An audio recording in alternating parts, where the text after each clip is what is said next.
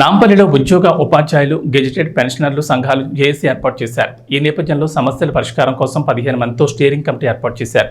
ఈ కార్యక్రమానికి జగదీశ్వర్ టీఎన్జీఓ కేంద్ర సంఘం అధ్యక్షుడు హాజరయ్యారు. ఈ సందర్భంగా గత ప్రభుత్వం ఉద్యోగుల ఫ్రెండ్లీ అని చెప్పి 1వ తేదీ జీతం ఇవ్వలేదన్నారు. ప్రజాప్రభుత్వంలో 1వ తేదీ జీతం వస్తుందని ప్రభుత్వానికి కృతజ్ఞతలు తెలుపుతున్నామన్నారు. కాంట్రాక్ట్ అవుట్సోర్సింగ్ ఉద్యోగులకు జీతాలు ఇవ్వడం లేదన్నారు. డిఏలు పీఆర్సీ ఇస్తాం, సిపిఎస్ రద్దు చేస్తామని ఎన్నికల మేనిఫెస్టోలో పేర్కొన్నారు. 4 డిఏలు పెండింగ్లో ఉన్నాయి. 317 జీవో తెచ్చి గత ప్రభుత్వం ఉద్యోగులను ఆగం చేసిందన్నారు. జీవోను సవరించి ఉద్యోగులకు న్యాయం చేయాలని ప్రభుత్వాన్ని కోరుతున్నామన్నారు.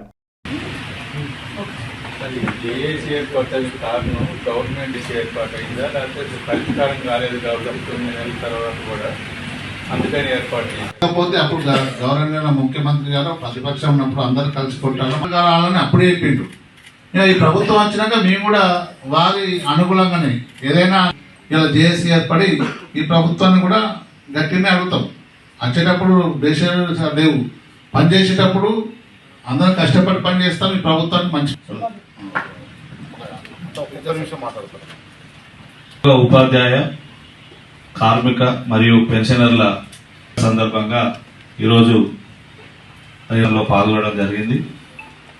మరి ఈరోజు ఉపాధ్యాయుల ఏకీకృత సర్వీసు నిబంధనలను వెంటనే రూపొందించాలని చేయాలని ఎయిడెడ్ మోడల్ స్కూల్